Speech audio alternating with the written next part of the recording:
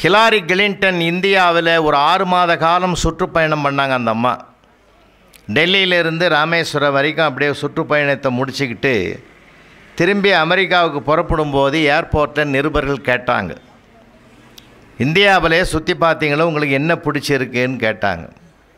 இங்கே இருக்கிற கட்டடங்கள் பிடித்திருக்கிறதா அல்லது ஒரு வேளை கோவில்கள் பிடித்திருக்கிறதா, என்ன பிடிச்சிருக்குதுன்னு கேட்டாங்க. அந்த அம்மா சொன்ன ஒரே ஒரு வார்த்தை, இந்திய தேசத்தில் அதுவும் தென்னாட்டு பகுதியில் இருக்கிற குடும்பங்கள் எனக்கு மிகவும் பிடித்திருந்ததுன்னு சொன்னாங்க. ஏன் கோயில்கள் பிடிக்கலையா அப்படின்னு கேட்டாங்க. கோயில்கள் பிடிச்சிருக்கு, ஆனால் நான் உலக நாடுகளில் எங்கள் ஊரில் பார்க்காத ஒரு சிறப்பு, தமிழ்நாட்டில் குறிப்பாக குடும்பங்களே கோயில்களாக இருப்பதை நான் பார்த்து பெருமைப்படுகிறேன். நான் சரி, அப்போ குடும்பமே கோயிலாக இருந்தால் அங்கே சாமி இருக்கணும்ல இல்லையா, வழிபாடு இருக்கணும்ல. அதனால்தான் நம்ம பெரியவங்க என்ன சொன்னாங்க, தாயிற் சிறந்த கோவில் இல்லைன்னாங்க, தந்தை சொல் மிக்க மந்திரம் இல்லைன்னாங்க. அப்போ மந்திரமும் இருக்குது, கோயில் கர்ப்ப கிரகத்தை பெற்றிருக்கிற தாயும் இருக்கிறாள். ஏன்னா ஒரு பையனையோ ஒரு பெண்ணையோ உலகத்துக்கு உருவாக்கி தரணும்னா 2 இடம், ஒன்று கருவறை, இன்னொன்று வகுப்பறை. 2 இடத்துலையும் ஒன்று மனித பயிற்சி, இன்னொன்று உலக பயிற்சி, 2 இருக்குது. அப்போ அது 2யுமே சரியாக இருக்கணும். அதனால்தான் நம்ம நாட்டில் ஒரு பொன்மொழி உண்டு, மாதா பிதா குரு தெய்வம். மாதாவும் பிதாவும் குருவும் சரியான வழிகாட்டுகிற இடத்தில் இருந்து சரியாக அமைந்து விட்டால் வளர்கிற பிள்ளைகள் வரலாறு படைப்பார்கள் என்பதற்கு அற்புதமான ஒரு பொன்மொழியை உலகுக்கு தந்த குடும்ப வாழ்க்கையை உடையது நம்ம தேசத்தினுடைய வாழ்க்கை. அதனால்தான் பாரத பூமி பழம்பெரும் பூமி, நீர் அதன் புதல்வர் இந்நினைவு அகற்றாதீர்னு மகாகவி பாரதி சொன்னார். எப்படிப்பட்ட வரலாறு பெற்ற நாடுன்னா பிள்ளைகளுக்கெல்லாம் நிறைய சொல்லணுங்க. அவனுக்கு தெரிஞ்சது 5 சப்ஜெக்டு தான். பிள்ளைகளுக்கெல்லாம் பார்க்கணும், அது அவன் படிக்கிற படிப்பே அவனுக்கு முழுமையான அறிவாயிடாது. அதுதான் இந்த தலைப்பினுடைய ஆழமான சிந்தனையே. நம்ம படித்தது கடுகளவு கூட இல்லைன்றது தான் எனக்கு. ஏதோ ஒரு கடலில் ஒரு சிறு துளி, கடற்கரை மணலை எண்ண முடியாது, மணலிலே ஒரு சின்ன துகள் தான் நம்ம படிச்சிருப்போம். கோடிக்கணக்கான மில்லியன் கணக்கான துகள்கள் இன்னும் படிக்காதது எவ்வளவோ இருக்குது. அதனால தான் படிக்காட்டாலும் பரவாயில்லை, கேட்க தயாராகிருன்றது தான் திருவள்ளுவருடைய அன்பான வேண்டுகோள். ஏன்னா படிக்கிறது ஒரு புத்தகத்தில் நம்ம வாசிக்கலாம், கேட்குறதில் பல நூல்களுடைய கருத்துக்களை ஒரே இடத்துல நல்ல வாய்ப்பாக கேட்கலாம். அதனால்தான் 2 குறள் இந்த பிள்ளைகளுக்காக சொல்கிறேன். ஒரு அருமையான குறள், படிக்கிற நல்ல பிள்ளைகள் கற்க சொல்லு, கற்க கசடர கற்பவை கற்றபின் நிற்க அதற்கு தக. சில இடங்களுக்கு நான் போய் ஆரம்பிப்பேன், கற்க, அவனும் கற்கன்னுவான். அப்புறம் கசடர கசடர அவனும் பின்னாடியே விடுவான். இங்கே பரவாயில்ல பிள்ளைகள், உங்கள் தமிழாசிரியர்கள் எல்லாம் நான் பாராட்டுறேன். ஏன்னா நல்லா சொல்லி கொடுத்துருக்காங்க. கற்க கசடர கற்பவை கற்றபின் நிற்க அதற்கு தக. எத்தனை சொல்லு? 7 சொல்லு. மேலே 4 சொல்லு, கீழே 3 சொல். அதுக்கு சீருன்னு பேர். இந்த 7 சொற்களிலுமே எந்த சொல்லிலும் துணைக்கால் கிடையாது. ஏன்? கற்க வேண்டிய நூல்களை கற்று நிற்க வேண்டிய நெறியில் நிற்பவனுக்கு துணைக்கால் வேண்டாம், தன்காலே போதும் என்ற தன்னம்பிக்கையை வலியுறுத்துகிற குறள். இவ்வளவு சொல்லியே நான் படிக்க மாட்டேன்னு சபதம் எடுத்துங்கிறவன்லாம் நிறைய பேர் இருக்கிறான் இல்லையா? இப்போ பார்த்தீங்கன்னா தமிழ்நாட்டில் எல்லா ஊட்டிலையும் இருப்பாங்கன்னு தெரியல, நான் சுற்றி பார்த்தா தெரியும். தமிழ்நாட்டில் எல்லா மாவட்டத்திலையும் வடநாட்டுக்கார பசங்க தான் வேலை செய்கிறோம். உண்மையா இல்லையங்கய்யா? இங்கேயும் அது தானே? பரவாயில்ல, அவன் இல்லாத இடமே இல்லை. இன்னும் பட்டிமன்றத்துக்கு தான் அவன் வரல.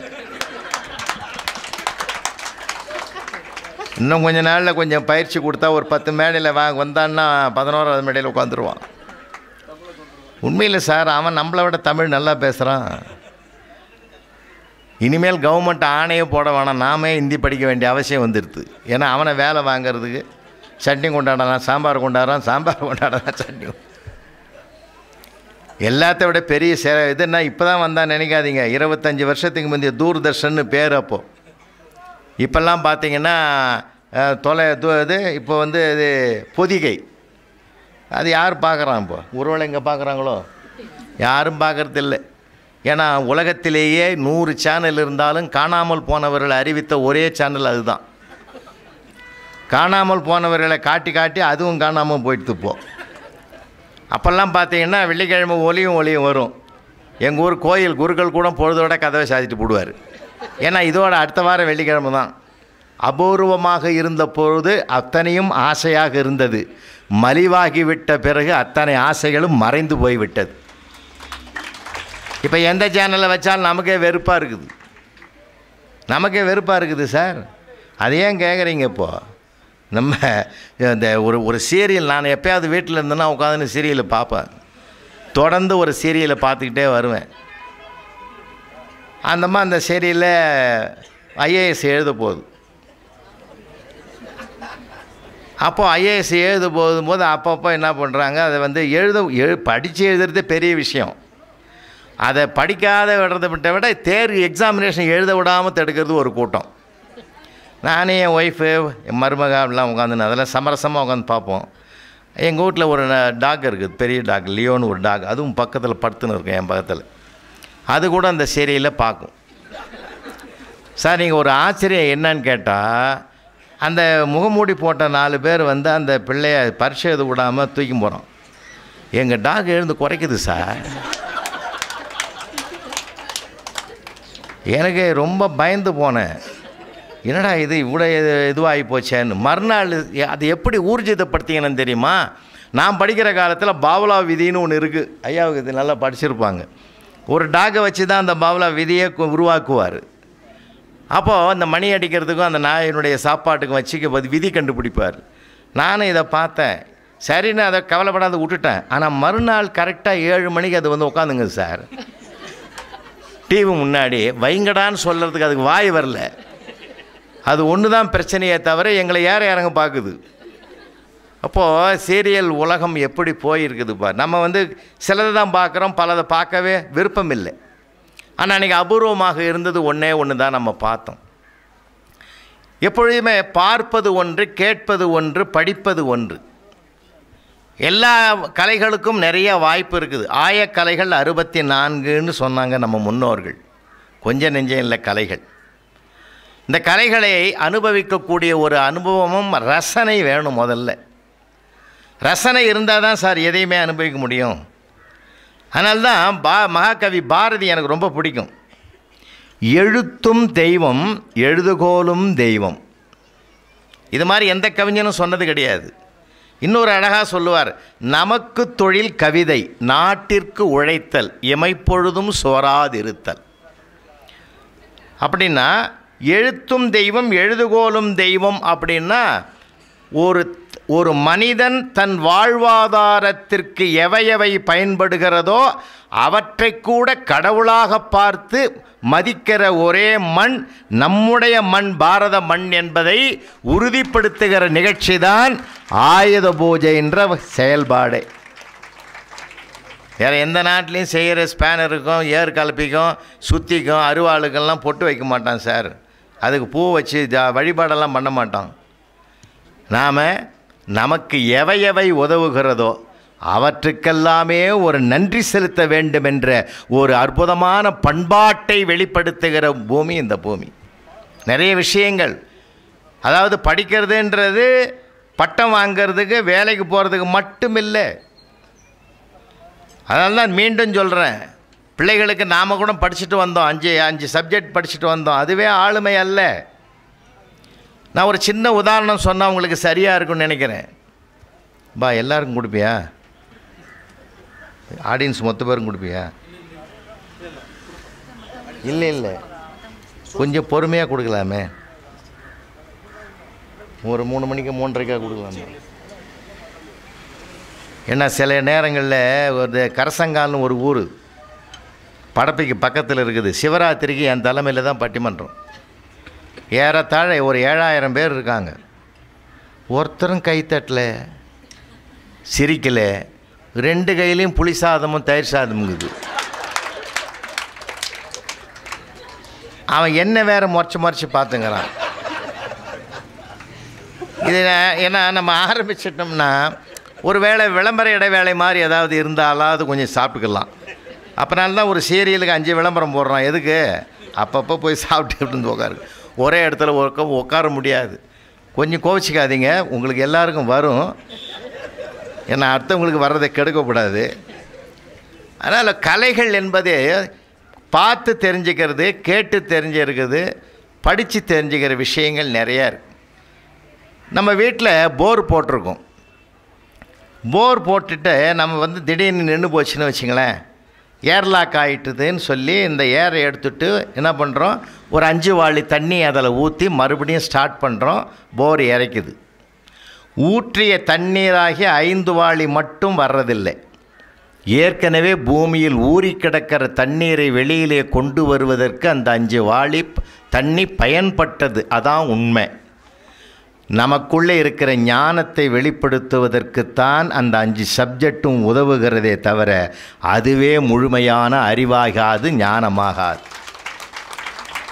அதனால தான் இன்றைக்கி வளரும் தலைமுறைக்கு நான் ஒன்று வணங்கி கேட்டுக்கிறேன்பா, நிறைய நூல்களை படிங்க. நிறைய புத்தக திருவிழாவுக்கு நானும் போனேன், சுற்றி வந்தேன்றது பெருமை இல்லை. இத்தனை ஸ்டால் போட்டிருக்காங்கன்னு சொல்லிக்கிறதுல பெருமை இல்லை. எத்தனை புத்தகங்கள் வாங்கினோம் என்பதும் பெருமை இல்லை. எதையெல்லாம் படித்து தெரிந்திருக்கிறோம் என்பது தான் முக்கியமானது. இன்னும் சொல்ல போனால் நமக்கு பல விஷயங்கள் தெரிஞ்சிருக்குது, ஆனால் புரிஞ்சிருக்குதா? தெரிஞ்சுக்கிறது வேறு, புரிஞ்சுக்கிறது வேறு. இன்றைக்கி எங்கள் வீட்டம்மா கேட்குது, 43 வருஷம் ஆகுது எனக்கு கல்யாணம் ஆகி, நான் சொன்னேன்னா புரிஞ்சுதா? சார் அவங்க என்ன சொல்கிறாங்கன்னு எனக்கு தெரியுது, ஆனால் அதன் ஆழம் புரியுதா? தெரிதல் வேறு, புரிதல் வேறு. பல விஷயங்கள் நமக்கு தெரிஞ்சிருக்கு, ஆனால் புரிஞ்சிருக்குதான்றது தான் கேள்வி. புரிஞ்சுக்கிட்டோம்னு வச்சுங்களேன், அதனுடைய புனிதத்தன்மை நமக்கு நல்லா தெரியும். புரிந்து கொண்ட பிறகு அது என்றைக்கும் நம் மனதை விட்டு அகலாது. அதனால தான் கிளாஸ் ரூமில் வாத்தியார் கேட்குறார், நான் சொன்னேன்னா புரிஞ்சுதாடா, புரிஞ்சுதா அப்படின்வார். எங்கள் ஆசிரியர் ஒருத்தர் இருக்கார், அற்புதமாக நடத்துவார். அவர் அதாவது புஸ்தகத்தில் இல்லாதது அவர் புத்தியில் இருக்கிறது. எவரெஸ்ட் சிகரம் எத்தனை அடி உயரம் அப்படின்னு இன்ஸ்பெக்டர் கேட்குறாரு. பையனுக்கு சொல்ல தெரியல, ஆனால் எங்கள் ஆசிரியர் சொல்கிறார், அவனுக்கு எப்படி குழு கொடுக்குறாரு பார். 8 எட்டா போனால் 4 எட்டில் போகலான்டா, தெரியாதா உனக்கு? எப்படி 8 எட்டா போனால் 4 எட்டில் போகலான்டா தெரியாதான்னா 8848 அடின்றத 8 எட்டா போனால் 4 எட்டில் போகலான்னு அவனுக்கு சோசகமாக சொல்லி கொடுத்தாரு. பார்த்தீங்களா? இதுதான் என்ன அருமை. வந்த இன்ஸ்பெக்டருக்கு தெரியல, சபாஷ் நல்லா சொல்கிறான்னாரு. அவர் எப்படி சொல்லி கொடுத்தாருன்றது தெரிதல் வேறு, புரிதல் வேறு.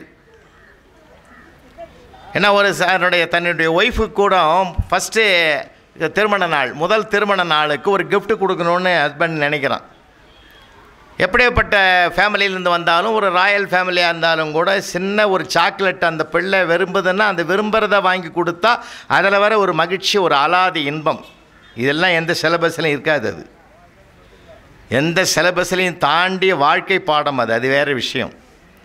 அப்படி தான் ஒருத்தன் என்ன பண்ணால், அந்த திருமண நாளுக்கு அவளுக்கு ஏதாவது பரிசு கொடுக்கணும்னு நினச்சி, அந்த அம்மாவுக்கு தெரியாமலே வாங்கி கொடுக்கணும்னு நினச்சி ஒரு பெரிய ஷாப்பிங் மால் போகிறான். அந்த மாலில் போய் தேடுறான். ஒரு பொருளை பார்க்குறான். இது என்னன்னு கேட்டான். இது தர்மாஸ் பிளாஸ்கியான்னு சொன்னார் மால் ஓனர். அப்படின்னா என்னன்னு கேட்டான். இதில் ஜில்லுன்னு வச்சா ஜில்லுன்னு இருக்கும், சூடாக வச்சா சூடாக இருக்கும்னா. சபாஷ், இந்த மாதிரி ஒரு பொருள் நாங்கள் பார்த்ததே கிடையாது, எங்கள் வீட்லையும் இல்லை. இது என்ன விலைன்னா 1500 ரூபா கொடுத்து வாங்கியாச்சு. வாங்கிக்கிட்டு நேராக வீட்டுக்கு கொண்டாந்து ஒய்ஃபுக்கிட்ட கொடுத்தான். அந்த அம்மா வாங்கும்போது அவ்வளோ வெயிட்டாக இருந்தது. என்னையா இதுன்னு கேட்டுது. திறந்து பாரு, உனக்கு அப்போ தான் தெரியும்னா. என்ன விஷயத்தை விலைக்கு சொல்லு. இல்லை இதுக்கு பேர் தர்மாஸ் பிளாஸ்க்குன்னு சொன்னார் கடைக்காரன். நம்ம வீட்டில் இல்லை, உனக்கும் தெரியாது, எனக்கும் தெரியாது. இதில் ஜில்லுன்னு வச்சா ஜில்லுன்னு இருக்குமா, சூடாக வச்சா சூடாக இருக்கும்னு சொன்னான். அப்படின்னு உள்ளே இருந்து ஒரு ஐஸ் கப்பையும் எடுத்தான், அடியில் காப்பியும் இருக்குது. இவன் சூடான காப்பியும் அதிலே ஊற்றிட்டான், ஐஸ்கிரீம் வாங்கி உள்ளே வச்சுருக்கிறான். இது தெரிஞ்சு வச்சானே தவிர இதை தனித்தனியாக வைக்கணுன்றது புரியல அவனுக்கு. இதுதான் பல விஷயங்கள் நம்ம குழப்பத்துக்கே காரணம். பல விஷயங்கள் தெரிஞ்சுக்கிறோமா, புரிஞ்சுக்கிறது கிடையாது. தெரிந்து கொள்வது வேறு, புரிந்து கொள்வது. அதனால்தான் வான் கலந்த மாணிக்க வாசக நின் வாசகத்தை நான் கலந்து பாடுங்கால் நற்கருப்பம் சாற்றினிலே தேன் கலந்து பால் கலந்து செழுங்கனித்தீன் சுவை கலந்து ஊன் கலந்து உயிர் கலந்து உவட்டாமல் இனிப்பதுவேன்னு அருட்பிரகாச வள்ளலார் திருவாசகத்தை தான் வாசித்த முறையை அழகுபட சொல்கிறார். நான் ஒரு புஸ்தகத்தை எடுத்துக்கிட்டேன், நான் வேறு அது வேறு இல்லை, ரெண்டும் இரண்டரை கலக்கணும். அதான் ஒரு எழுத்தாளனுடைய பெரிய பெருமையே அதுதான். அங்கே தான் வெற்றி அடைகிறோம். நம்ம அந்த மாதிரி எத்தனை புத்தகத்தை படிச்சிருக்கிறோம். நிஜமாக பிள்ளைகளுக்கு அந்த வாய்ப்பு இப்போ இன்னும் வரல. அதுதான் சொல்கிறேன், ஒரு குறிப்பிட்ட நேரம் 1 மணி நேரமாவது ஜென்ரல் நாலேஜை வளர்த்துக்கிறதுக்கு பல வேறு புத்தகங்களை படிங்க. பாட புஸ்தகம் மட்டும் பட்டம் மார்க் வாங்கிறதுக்கு தான். மார்க் வாங்கிறதுக்கு 5 சப்ஜெக்டு, மதிப்பு வாங்கிறதுக்கு தான் லைப்ரரியே உங்களுக்காக காத்திருக்கு. நிறைய படிக்கணுயா, நிறைய படிக்கணும். உலக செய்திகள்லாம் நிறைய தெரியணுயா, நிறைய விஷயங்கள் தெரியணும். பண்பாடு இல்லாத கல்வி நிறைய உருவாகி போச்சு இப்போது. அதுக்கு நம்ம பிள்ளைகள் மேலே மட்டும் காரணம் இல்லைங்க. பிள்ளைகள் மட்டும் காரணம் இல்லை, பெற்றோர்களாகிய நாமும் தான், சமுதாயமும் காரணம். இன்னைக்கு அந்த காலத்தில் என்னென்ன சொல்லி கொடுத்தோம், இப்போ அதெல்லாம் கிடையாது, இப்போ எல்லாம் போயிட்டுது. நான் பிள்ளைகளை மட்டும் நான் குறை சொல்ல மாட்டேன். ஏன், அவன் சமூகம் என்ன மாதிரி சமூகம் மாறி கிடக்குது. அவன் படிக்கலை, அவன் உருப்படலை, அவன் சரியில்லைன்னு ஒருபோதும் என் தேசத்து இளைஞர்களை குறை சொல்லவே வேண்டாம் என்று உங்களை நான் அன்போடு கேட்டுக்கொள்ளுகிறேன். அவன் சரியாக தான் இருக்கான். இப்போ நாங்கள்லாம் ஐயா இருக்கிறார், ஜெயராம் ஐயா இருக்கிறார், ஐயா இருக்கிறாங்க, நாங்கள்லாம் இருக்கிற போது சின்ன பிள்ளைய படிக்கிற போது எங்களுக்கு இவ்வளவு தொந்தரவே கிடையாதுயா. எந்த இடையூறு இருந்தது எங்களுக்கு? டிவி இருந்ததா, செல்ஃபோன் இருந்ததா? ஏதா ஒரு செல்ஃபோன் போதுமே, ஒரு செல்ஃபோன் போதுமே. இது நல்ல கருவி தான். ஆனால் அவசியத்துக்கு பயன்படுத்தாமல் அனாவசியத்துக்கு பயன்படுத்துகிற ஒரு கருவியாக மாறி போச்சா இல்லையா? அது அதில் இல்லாததே கிடையாது உலகத்தில். 1000 தொந்தரவுகள் இருக்குது அதில். இதையும் மீறி என் தேசத்து பிள்ளைகள் உலக நாடுகளில் எல்லாம் கொடிகட்டி பறக்கிறான்னா அவனை நம்ம பாராட்டத்தான் செய்வேன். நான் பாராட்டணுமா அந்த பிள்ளைகளை? என்ன அருமையாக, ஏன்னா அவங்ககிட்ட அவன் படிக்கிறது இப்போ கொஞ்சம்தான், இதனுடைய வாழ்வாதாரத்துக்கு தேடி படிக்கிறான். ஆனால் அவன் படிக்க வேண்டியது நிறைய இருக்குது. அவனை மட்டும் குறை சொல்லி பிரயோஜனம் இல்லை. நம்மளுடைய ஜென்ரேஷன் சமூக மாற்றங்கள் எவ்வளவு இருக்குது. நிறைய பிள்ளைகளை நான் பார்ப்பேன், இங்கே நல்ல பிள்ளைகள் தான் நல்லா இருக்கான். எங்கள் ஊரில் விவசாயி தான் விவசாயம் பண்ணும்போது வரப்ப அண்டை கழிப்பான். சைடில் 2 சைட்லையும் கழிச்சு விடுவான். நடுவில் புல் நல்லா ஜாம்னு வளரும். இப்போ அவனும் சைடில் 2 பக்கமும் அண்டை கழிச்சிக்கிறான். நிறைய இந்த வைக்கப்போர் போட்ட மாதிரி மேலே வச்சுன்னு வரான் சென்னையில். அவன் மேலே தப்பில்லை. அதை ஏதோ ஒரு நார்த் இந்தியன் நடிகன் நடிச்சிட்டான், இந்த மாதிரி வைடான்னு இவனும் வைக்க ஆரம்பிச்சிட்டான். ஏன்னா பார்ப்பது எப்படி பதியுதுன்றதுக்காக சொல்ல வரேன். சார், நாங்கள்லாம் எங்கள் அப்பா போய் கேட்டார் சார், எனக்கு சின்ன பிள்ளையாக இருக்கும்போது எனக்கு கூட வச்சுக்கிட்டு ஜவுளி கடையில் கேட்டார், கிழியாத பேண்ட்டு துணியாக கொடுன்னார். அவன் எவ்வளோ ஓணுன்னா 1.5 மீட்டர் கொடுன்னார். அப்போவே நான் கேட்டேன், கிழியாத துணி கேட்டார், நீ எப்படி 1.5 மீட்டர் கிழிச்சு கொடுப்பேன்னு. அப்போ எங்கள் அப்பா சொன்னார், அதிக பிரசங்கித்தனம் பேசாதரான்னார். அப்போ கிழியாத பேண்ட்டு போட்ட காலம் எங்கள் காலம். இப்போது கிழிஞ்ச பேண்ட்டு போட்டுன்னு சுற்றின்னு வரான். 2 முட்டிலையும் கிழிச்சு விட்டுக்கிறான், இந்த பக்கம் சைட்லையும் கிழிச்சு விட்டுக்கிறான். அதில் வேற பெரிய சிக்கல் என்னன்னா, கிழியாத பேண்ட்டை விட கிழிஞ்ச பேண்ட்டு தான் விலை அதிகம். இப்போ நான் என்ன கேட்குறேன், அவன் எந்த சமூகத்தில் வலம் வரான்? அப்போ அவனை மட்டும் குறை சொல்லி சமூகம் மாறணும். சமூகம் தன்னை மாற்றிக்கொள்ள தயாராக இருந்தால் அவனும் தன்னை மாற்றிக்கொள்ள தயாராக இருப்பான். ஏன்னா எல்லா நாடுகள்லையும் போய் பார்த்த உண்மையை சொல்கிறேன். அங்கே நம்ம குறிப்பாக தமிழ்நாட்டு பிள்ளைகள் மிக மிக 2 விஷயத்தில் அங்கே சிறப்பாக இருக்கிறார்கள். ஒன்று நம்பிக்கையை பெற்றிருக்கிறார்கள், இன்னொன்று நன்றாக உழைப்பவர்கள் என்ற பெயரையும் பெற்றிருக்கிறார்கள். இங்கே தான் நமக்கு கொஞ்சம் தலைகீழ இருக்குது. எதுக்காக சொல்கிறேன்னா, இன்றைக்கி இருக்கிற நிலைமை, படிப்பு என்பது ஒரு பரந்துபட்ட ஞானத்தினுடைய வெளிச்சத்தை தரக்கூடிய வல்லமை வாய்ந்தது. இன்னும் சொல்ல போனால் சாதாரணமானதில்லை. ஆரம்பத்தில் நான் சொன்னேன், கருவறை வகுப்பறைன்னு 2 சொன்னேன். ஒரு காலத்தில் அம்மாவும் அப்பாவும் படிக்காதவர்கள், குடும்பத்தில் 4 பிள்ளைங்க இருந்தால் 2 படிக்கும், அது 2 படிக்காது. எங்கள் பெரியப்பா கள்ளங்கபடம் இல்லாத மனுஷையா, 16 பசங்க அவருக்கு. எவனோ கல்யாணத்தில் வாழ்த்திட்டு இருக்கிறான் அவர் காதுபட, 16 பெற்று பெருவாழ்க வாழ்கன்னு. அதை நிறைவேற்றிட்டார். இத்தனைக்கு அவர் போஸ்ட் மாஸ்டர், வெளியிலையும் டெலிவரி உள்ளேயும் டெலிவரி. யாராவது பையன் அந்த அவருக்கு 10 பையன் 6 பொண்ணு. ஒரு பையனை பார்த்து இது பையன் பேர் என்னான்னு கேட்டால் தெரியாது அவருக்கு. எங்கள் பெரியம்மாவை தான் கூப்பிட்டு கேட்பார், இந்த 8ஆம் நம்பர் பையனுக்கு பேர் கேட்குறாங்க சொல்லுன்னுவார். எதுக்கு நான் இதை நினைவுபடுத்துகிறேன்னா, அத்தனை பிள்ளைகள் இருந்த காலத்துலேயும் அவங்க கவலைப்பட்ட வரலாறு இல்லைங்க. 100 ரூபாய் சம்பளம் 1000 ரூபாய் வாழ்க்கை. இன்றைக்கி 1000 ரூபாய் சம்பளம் 100 ரூபாய் வாழ்க்கை கூட நம்ம வாழலைன்றது தான் என்னுடைய ஆதங்கம்.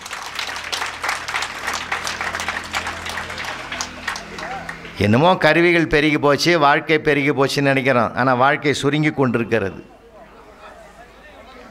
அதனால தான் நான் அதை படிக்கணுன்றேன். எத்தனை படிக்கிறது சாதாரணமான விஷயம் இல்லை. ஒரு மனிதனை படிக்கணும், புத்தகத்தை மட்டும் படிக்கக்கூடாது. ஒரு மனிதனை படிங்க.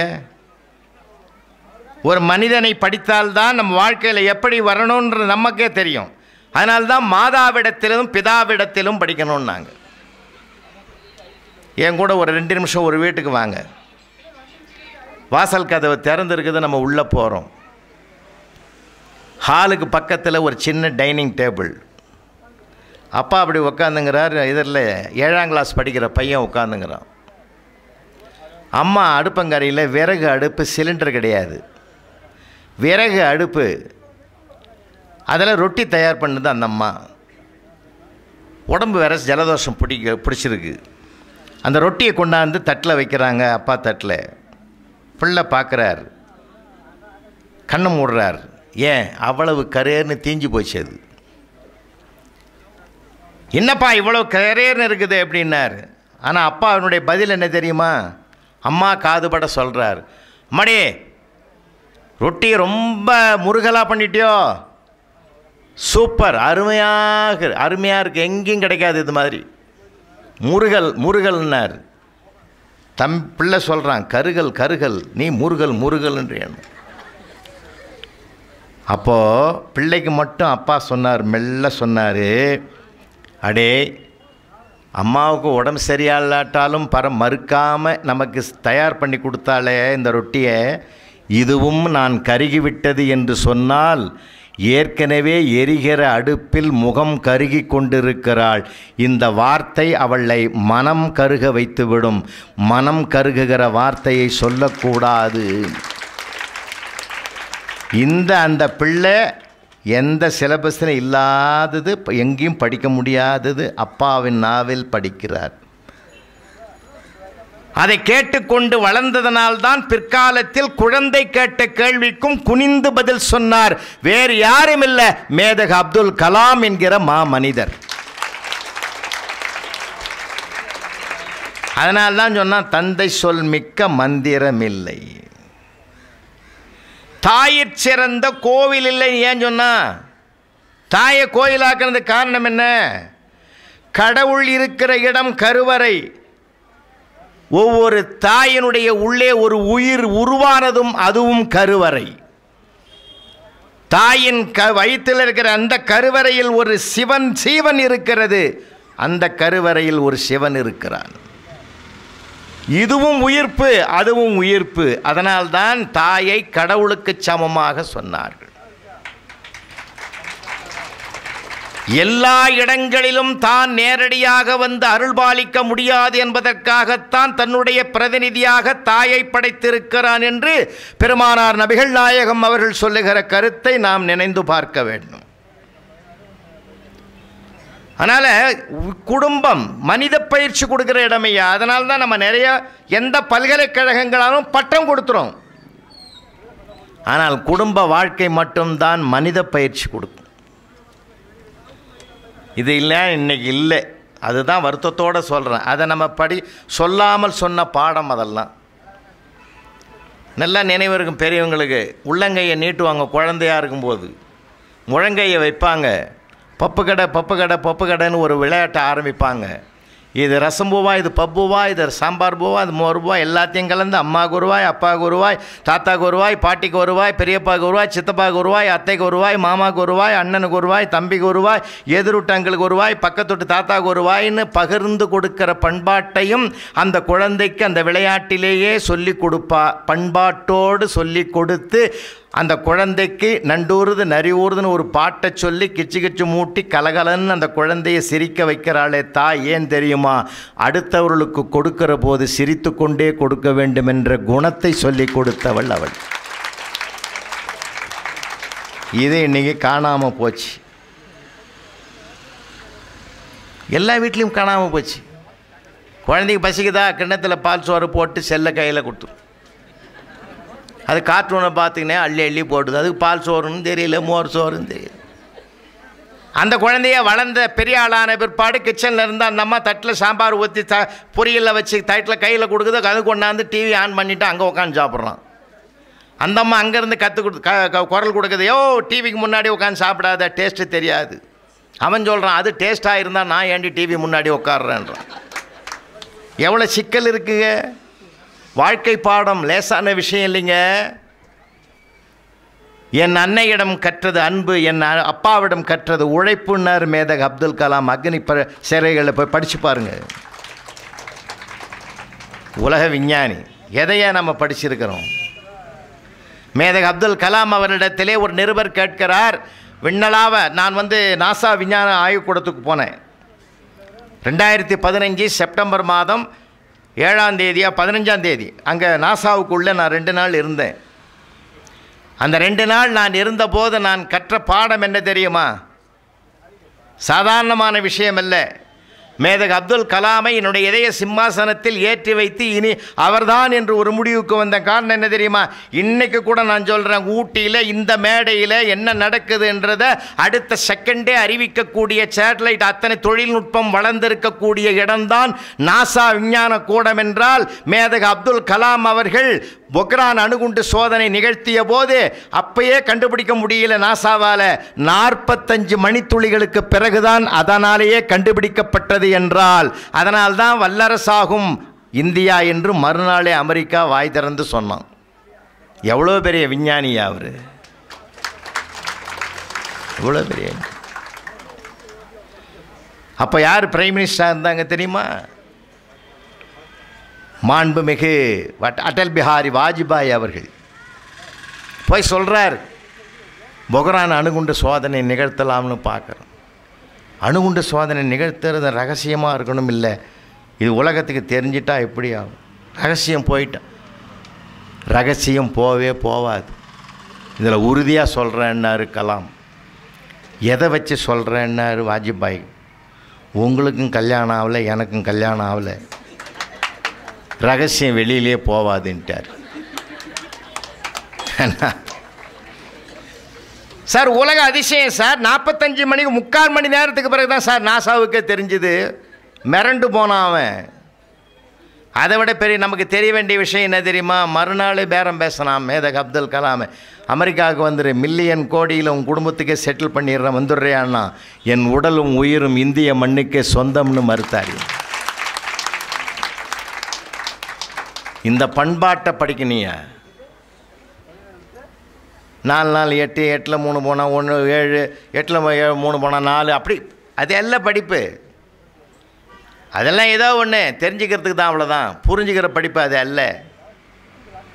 அதுக்காக நான் சொல்கிறேன், நிறைய புத்தகங்களை பாருங்க. ஏன் அரசியல் நம்ம நிறைய பேசுகிறோம் சார், அந்த அரசியல் சரி, இந்த அரசியல் எல்லாம் சரியாக தான் இருக்குயா. நம்ம பார்க்குற பார்வை இருக்கணும், படிப்பினை. அதில் நிறைய பேர், எத்தனை பேர் என்ன கொடுத்துருக்குறாங்க தெரியுமா? நிறைய நிகழ்வுகள் நான் சொல்லுவேன், அதெல்லாம் நீங்கள் படிக்கணுன்றேன். ஐயா கொடுத்த தலைப்புக்கு ஏற்ற மாதிரி கற்றது கடுகளவுன்ற மாதிரி, கல்லாதது மலையளவுன்ற மாதிரி இந்த மண்ணிலே, தமிழ்நாட்டு மண்ணுக்கு ஒரு பெரிய பெருமை என்ன தெரியுமா ஐயா?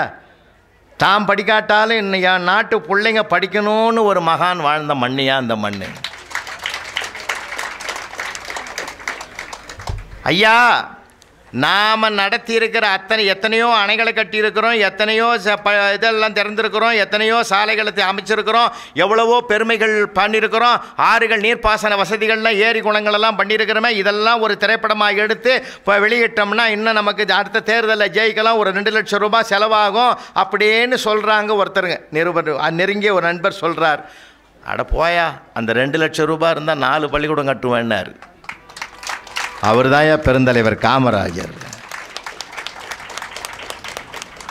அவர்கிட்ட இருந்து நிறைய படிக்கணும், பேரறிஞர் அண்ணாவிடத்திலிருந்து நிறைய படிக்கணும், தந்தை பெரியார் இடத்துலேருந்து நிறைய. சார் படிக்க வேண்டியது நிறைய இருக்குய்யா, நிறைய இருக்குது. அதனால தான் புத்தகங்கள் என்பது சாதாரணமானதல்ல. புத்தகத்தை அப்படி நீங்கள் விரிச்சாலே ஒரு சிறகு, பறவையின் சிறகு விரிந்தது போல் இருக்கும்.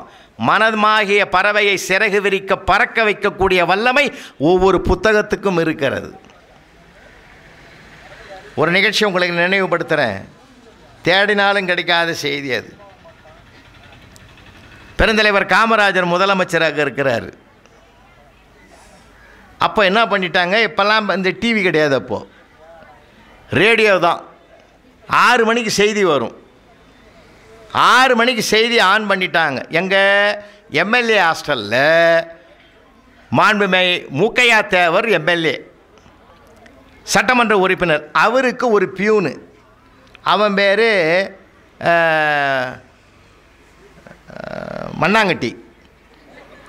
மண்ணாங்கட்டின்னு அவன் பேர். அவர் பியூனு. 6 மணிக்கு 2 பேரும் செய்தி கேட்குறாங்க. நல்லா கவனிங்க, அந்த செய்தியில் என்ன வருது, கவர்மெண்ட் வேலைக்கு வர்றவங்கெல்லாம் 1ஆவதுலேருந்து குறைஞ்சபட்சம் 5ஆவது வரைக்குமாவது படிச்சிருக்கணும், ஜிஓ வந்துடுத்துன்னு. இதை கேட்ட உடனே மண்ணாங்கட்டி அப்படியே கண்ணீர் விட்டு கரையிறான். கரைஞ்சி மூக்கையா தேவர்கிட்ட போய் பிரார்த்தனை பண்ணுறான், ஐயா என் பொழப்பு போச்சு, எனக்கு 6 பசங்க ஐயா, நான் எப்படி குடும்பம் பண்ணுவேன், இப்படி ஒரு ஜீவோ வந்துடுத்த நான் என்ன பண்ணுவேன். அப்போது 6 மணி சாயந்தரம் இல்லையா, செக்ரட்டரியேட்டில் யாருமே இருக்க மாட்டாங்க, எல்லோரும் போயிட்டுருப்பாங்க. மூக்கையா தேவர் இவனை எப்படி சமாளிக்கிறதுன்னு தெரியல. சரி இவனுக்கு ஆறுதலாக ஏதாவது பண்ணுவோன்னு சொல்லிவிட்டு டெலிஃபோனை எடுத்தார், டயல் பண்ணார் செக்ரட்டரியேட்டுக்கு, தலைமைச் செயலகத்துக்கு. அப்படி டயல் பண்ணி ஃபோனை எடுத்து ரிங் ஆச்சு. ரிங் ஆன உடனே அதை இவங்கிட்ட கொடுத்து சொன்னார், மண்ணாங்கட்டிக்கிட்ட கொடுத்து, படிக்காதவரே முதலமைச்சராக இருக்கிற போது படிக்காத நான் ஏன் பியூனாக இருக்கக்கூடாது அப்படின்னு கேள்றான்ட்டார். நம்ம மண்ணாங்கட்டி என்ன பண்ணார், அந்த ஃபோனை கையில் வாங்கி படப்படன்னு பேசிட்டான். படிக்காத ஒருத்தரே முதலமைச்சராக இருக்கிற போது படிக்காத நான் ஏன் மண்ணாங்கட்டி பியூனாக இருக்கக்கூடாது அப்படி மூக்கையா தேவர் கேட்க சொன்னாருன்ட்டான். ஃபோனை வச்சிட்டான்.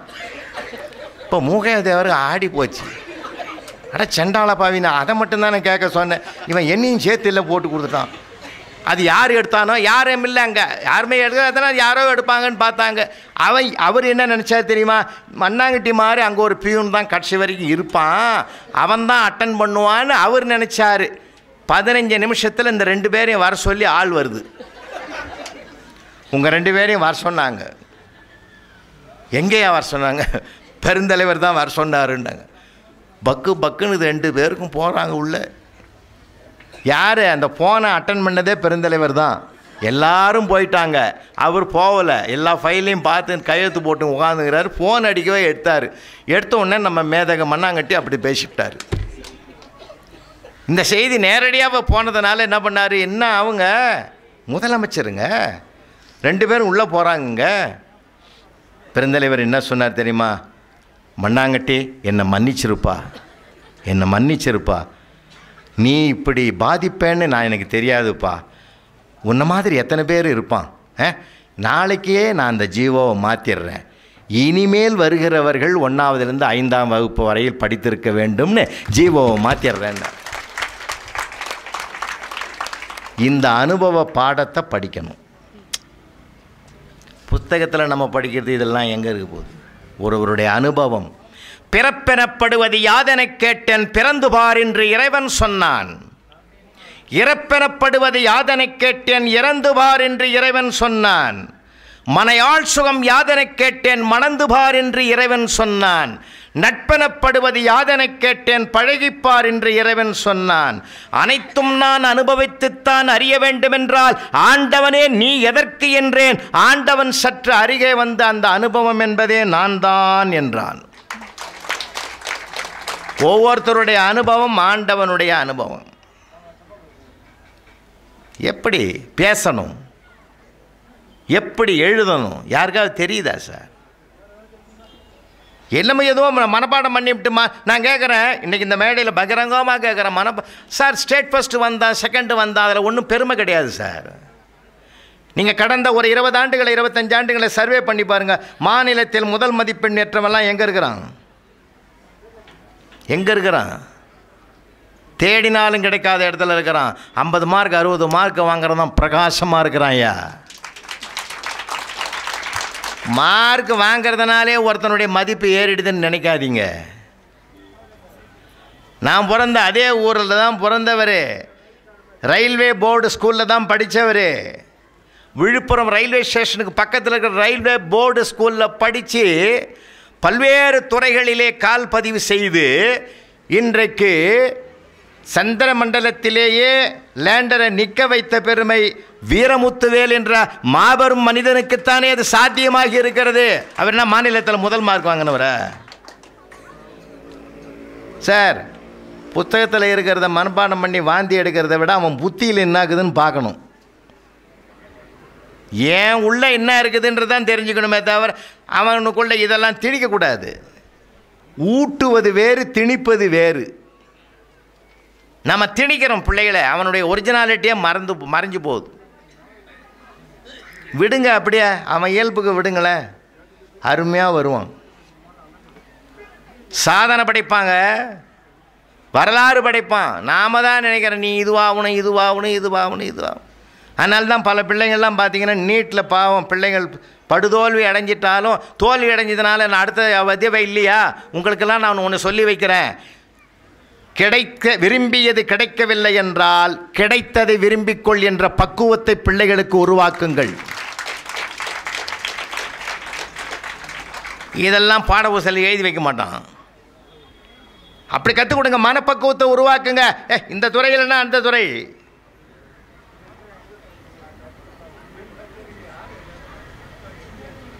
ஐயா கூட தான் வெட்டினரி டாக்டர்னு படித்தாருன்னு கேள்விப்பட்டேன். வெட்டினரி டாக்டராக படித்து இன்றைக்கி பெரிய அதிகாரியாக ஜிஎம்ஓவாக அந்த ஆவின் பாலகத்துக்கு வந்திருக்கிறாருன்னா, அதுக்குரிய பரீட்சையை தேர்வை எழுதி வந்திருக்கிறாருன்னா அவருக்குள்ளே எத்தனை திறமைகள் இருக்கிறது என்பதனுடைய வெளிப்பாடு தானே அது. கரூர் மாவட்ட ஆட்சித்தலைவர், அவர் மருத்துவர், எம்பிபிஎஸ் முடித்தவர். ஆனால் அவர் ஐஏஎஸ் எழுதி மறுபடியும் கலெக்டராக வந்தார். சார், எல்லாருக்கும் திறமை உள்ளுக்குள்ளே எவ்வளவு இருக்குது தெரியுமா?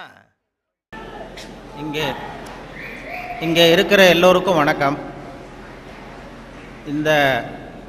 உங்களை எல்லாம் நான் வரும்பொழுது என்னை ரொம்ப கலாட்டா பண்ணுவீங்கன்னு பயந்துக்கிட்டே வந்தேன். ஏன்னா வரும்போது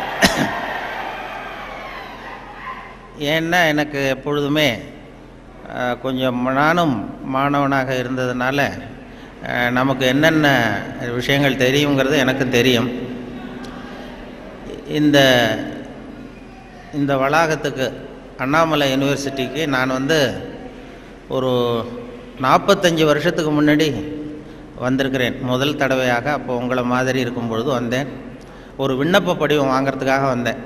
அதாவது அப்ளிகேஷன் ஃபாரம், அந்த விவசாய படிப்புக்காக வாங்கிட்டு போனேன். அதுக்கு பிறகு கோயம்புத்தூர் விவசாய கல்லூரியிலேயும் போய் வாங்கிட்டு 2 இடத்துக்கும் விண்ணப்பம் போட்டேன். அங்கேருந்து முதல்ல விண்ணப்பம் வந்தது, அதனால் அங்கே போய் சேர்ந்தேன். இல்லைன்னா இன்றைக்கி நானும் இங்கே ஒரு பழைய மாணவனாக இருக்க வேண்டிய ஆள். முன்னாடி அந்த விண்ணப்பம் வந்து இங்கே சேர்ந்துருக்கலாம்.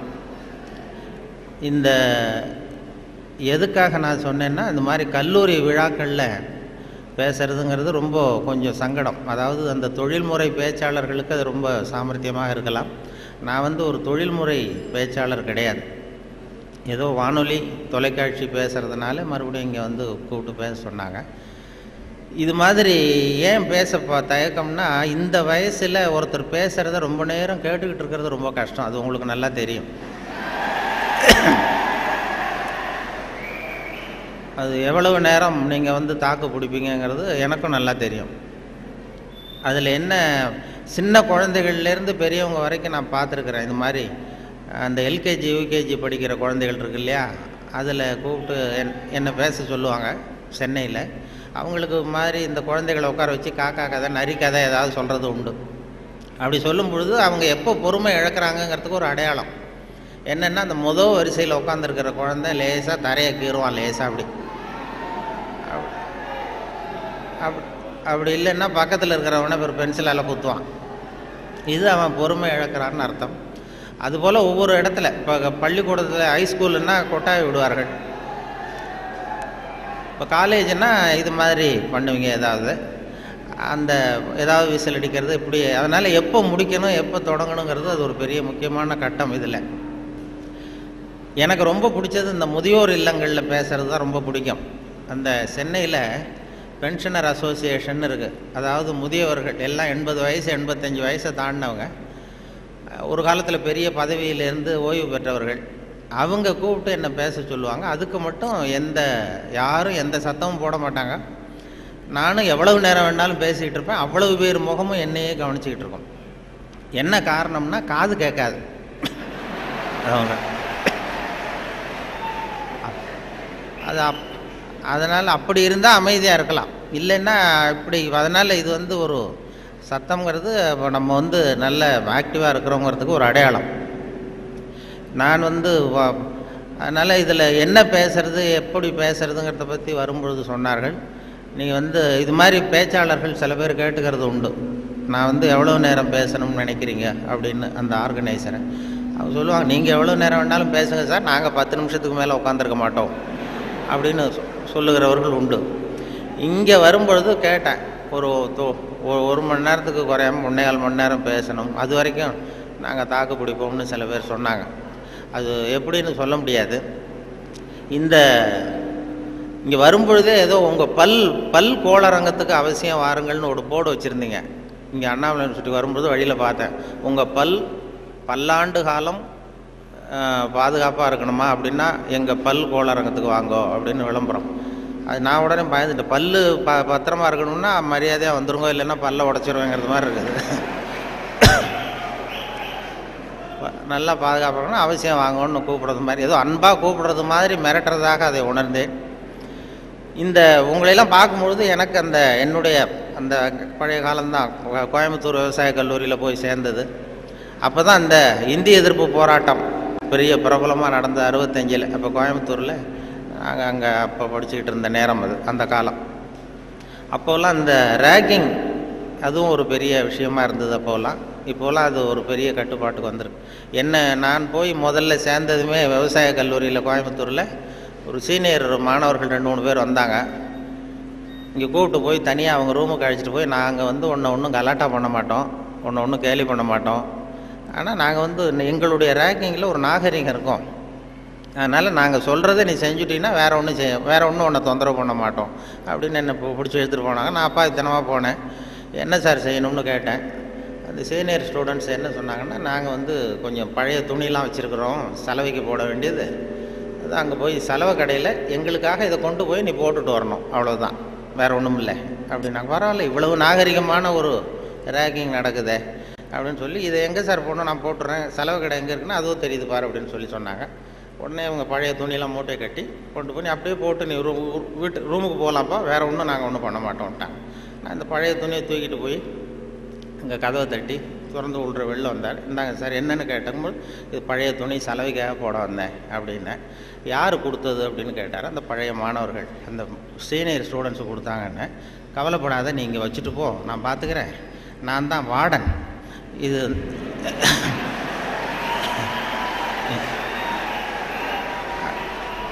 அவங்க ஏதோ ஒன்று இப்படி சொல்லியிருக்கிறாங்க, நான் உன் பேரில் கோவப்படலைப்பா, நீ வச்சுட்டு போ, நான் பார்த்துக்கிறேன்னார். அந்த வார்டன் பின்னாடி எங்கள் பல்கலைக்கழகத்து வைஸ் சான்சலராகவே ஆனார். அப்புறம் ஓய்வு பெற்றார். அப்படி ஒரு அனுபவம் அங்கே நடந்தது. அப்படிலாம் பண்ணுவாங்க. அதில் சில நல்ல இந்த அக்ரிகல்ச்சுரல் ஸ்டாட்டிஸ்டிக்ஸ்னு ஒரு பாடம், விவசாய புள்ளியியல், அது ரொம்ப போர் அடிக்கும். நாங்கள் யாரும் போக மாட்டோம் அந்த வகுப்புக்கு. ஏன்னா அது புரிஞ்சுக்கிறதே கஷ்டமாக இருக்கும். அதுக்காக அந்த ஆசிரியர் என்ன பண்ணார்னா, ஒரு தொழில்நுட்பத்தை கையாண்டார். அதாவது அந்த பாடத்தை நடத்திவிட்டு கடைசியில் ஒரு ஜோக்கு சொல்கிறது. அந்த ஜோக்கு அந்த வயசில் நமக்கு என்ன பிடிக்குமோ, அதாவது இந்த வயசில் உங்களுக்கு என்ன பிடிக்குமோ அது, அப்படிப்பட்ட ஜோக்காக சொல்லி எங்களை உடனே அந்த வகுப்புக்கு எல்லாரையும் வரும்படியாக பண்ணிட்டார். அப்போ அந்த விவசாய புள்ளியியல் துறை பேராசிரியர், அதனுடைய பாதிப்பு தான் எனக்கு எது சொன்னாலும் கடைசியில் எதையாவது ஒரு வேடிக்கையாக ஒன்று சொல்கிறதுங்கிறது. அந்த ஆசிரியருடைய பாதிப்பு. அவர் என்ன பண்ணுவார், ரொம்ப கடுமையான விஷயங்களை சொல்லிவிட்டு பாடம் முடிகிறப்போ ஒரு ஜோக்கு சொல்லுவார். அப்போ ஏதாவது பத்திரிகைகளில், வெளிநாட்டு பத்திரிகைகளில் படிச்சுட்டு சொல்லுவார். அவர் அப்போ 40 வருஷத்துக்கு முன்னாடி சொன்னது இப்போது இன்னமும் ஞாபகம் இருக்குது எனக்கு.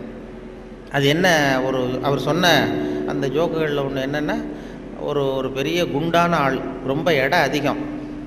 அவன் இந்த எடையை குறைக்கிறது எப்படின்னு முயற்சி பண்ணான். முதல்ல எவ்வளவு எடை இருக்கும் அப்படின்னு சொல்லி ஒரு எடை போடுற மிஷினில் ஏறி நின்று காசை போட்டானா. டிக்கெட் விழுந்தது. அதில் எழுதியிருக்கும், என்ன எழுதியிருக்கு அப்படின்னு பார்த்தா, ஒரு சமயத்தில் ஒருவர் மட்டுமே ஏறி நிற்கவும் அப்படின்னு இருந்துதான். இவன் புரிஞ்சுக்கிட்டான், என்னாச்சுன்னா சரி நமக்கு நிலைமை சரியில்லை, இது எப்படியும் எடையை குறைக்கணும், இதுக்கு என்ன பண்ணுறதுன்னா. அந்த நேரம் அமெரிக்கா போக வேண்டிய வாய்ப்பு கிடச்சிது. அமெரிக்கா போய் அங்கே சுற்றி பார்த்துக்கிட்டு இருக்கும்போது ஒரு இடத்துல போர்டு போட்டிருந்துதான், உங்கள் எடை குறைய வேண்டுமா, இங்கே வாருங்கள் அப்படின்னு விளம்பரம். உடனே இவன் ஆவலாக அங்கே போனான். அங்கே ஒரு இடத்துல அந்த மேனேஜர் மாதிரி ஒரு ரிசப்ஷனில் ஒரு பொண்ணு உட்காந்துருந்தது. என்ன ஏன்னா, நான் இந்தியாவிலேருந்து வந்திருக்கேன், எனக்கு எடை குறையணும் அப்படின்னா, உனக்கு ஆர்டினரி ட்ரீட்மெண்ட் வேணுமா, ஸ்பெஷல் ட்ரீட்மெண்ட் வேணுமா, ஆர்டினரி டீலக்ஸ்ன்னு 2 ட்ரீட்மெண்ட்டு கொடுக்குறோம் எடையை குறைக்கிறதுக்கு, உனக்கு எது வேணும்னு கேட்டிருக்க அந்த அம்மா. இவன் பார்த்தான், எதுக்கு அனாவசியமாக செலவு, ஆர்டினரி ட்ரீட்மெண்ட்டே போகிறோம் அப்படின்ட்டுருக்கான். அப்படின்னா இந்த பக்கம் போ அந்த ரூமுக்கு அப்படின்னு சொல்லி கதவை திறந்து விட்டு தான் இவன் ஆவலாக உள்ள போயிட்டான். அந்த எடையை குறைக்க வேண்டிய போனால் அங்கே மேஜை நாற்காலி எல்லாம் செதறி கிடக்கு, அங்கேயும் இங்கேயுமா, ஒரு ஒழுங்காக இல்லை. ஒரு பெரிய ஹால், அதில் அந்த மூலையில் ஒரு பொண்ணு நின்றுட்டுருக்கு, ஒரு 16 வயசு பொண்ணு நின்றுட்டுருக்கு, அரைகுறை ஆடையோட. இவனுக்கு என்ன ஆசைன்னா, அந்த பொண்ணை போய் தொடணும்னு ஒரு ஆசை. அதனால் இப்படி சுற்றி சுற்றி ஓடுறான் அந்த மேஜை நாற்காலியை சுற்றி. அந்த பொண்ணு இவன் கையில் அகப்படாமல் அதுவும் தப்பிச்சு ஓடி ஓடி வந்துக்கிட்டு இருக்கு. ஒரு 15 நிமிஷம் துரத்துறான், அதுவும் சுற்றிக்கிட்டே இருக்குது. 15 நிமிஷம் கழித்து இந்த மேனேஜர், அந்த பொண்ணு ட்ரீட்மெண்ட்டே இவ்வளவு தான், ஒரு 10 நாள் இப்படி வந்தீங்கன்னா சரியாக போடும், எடை குறைஞ்சிரும் அப்படின்ட்டு. இவன் வந்தவன் என்ன பண்ணா, சரி ஆர்டினரியே இப்படி இருந்தால் ஸ்பெஷல் ட்ரீட்மெண்ட் எப்படி இருக்கும் அப்படின்னு யோசனை பண்ணான். சாடார்னு என்ன பண்ணால், நம்ம வந்துட்டோம், இதுக்காக இன்னொரு தரம் அமெரிக்காவுக்கு நம்ம வரப்போகிறதில்ல, எப்படியும் அதையும் பார்த்துட்டு போடுவோன்ட்டு மறுபடியும் அந்த மேனேஜர் அம்மாட்ட போய் நின்னான். என்ன சார் மறுபடியும் என்னென்னு கேட்டிருக்கேன், அந்த ஸ்பெஷல் ட்ரீட்மெண்ட்டையும் எடுத்துகிட்டு போடலாம்னு பார்க்குறேன் அப்படின்னா. அது நீங்கள் இது ஆர்டினரி ட்ரீட்மெண்ட்டுக்கு $10 கட்டினீங்க, ஸ்பெஷல் ட்ரீட்மெண்ட்டுக்கு $50 கட்டணுமே அப்படின்ட்டுருக்கு. அது பரவாயில்ல, நான் கட்டிடுறேன்னு சொல்லி கட்டிவிட்டு அப்படின்னா இந்த ரூமுக்கு போ அப்படின்னு ரொம்ப ஆவலாக போய் கதவை திறந்தான். அதுவும் ஒரு பெரிய ஹால், இதே மாதிரி மேஜை நாற்காலிலாம் செதறி கிடக்கு. அந்த மூலையில் தேடுறான், யார் நிற்கிறான்னு பார்த்தா ஒரு 90 வயசு கிழவி. அவ இவனை துரத்துறா.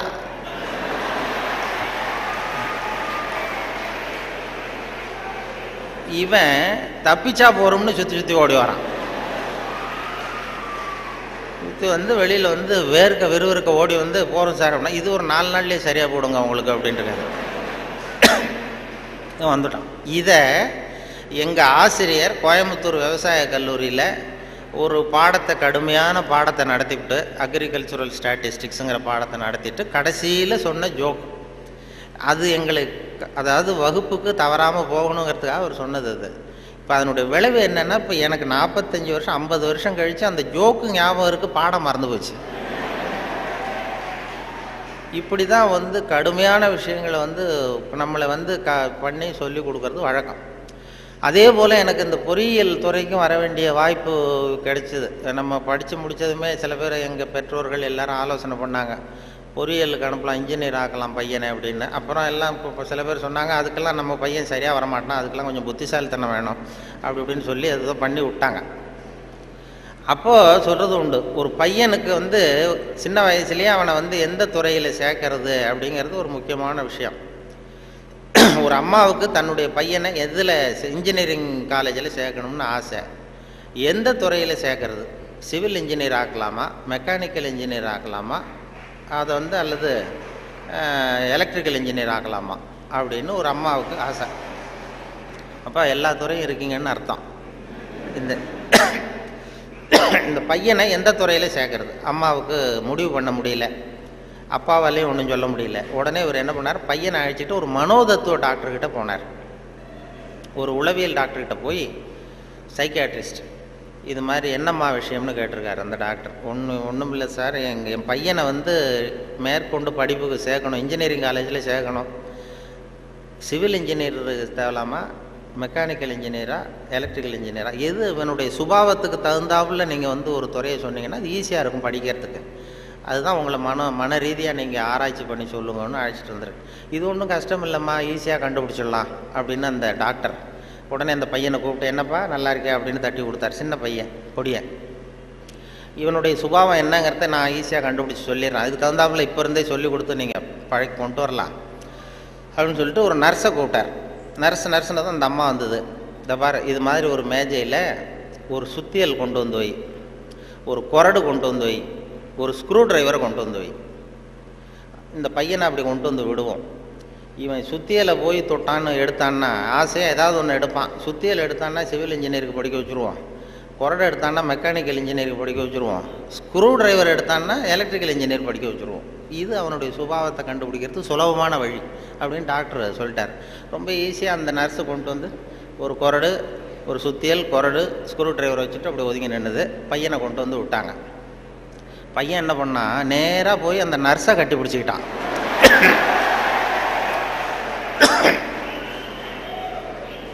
உடனே அந்த டாக்டர் சொன்னாராம், இவனை வந்து டாக்டருக்கு படிக்க வச்சுருங்க,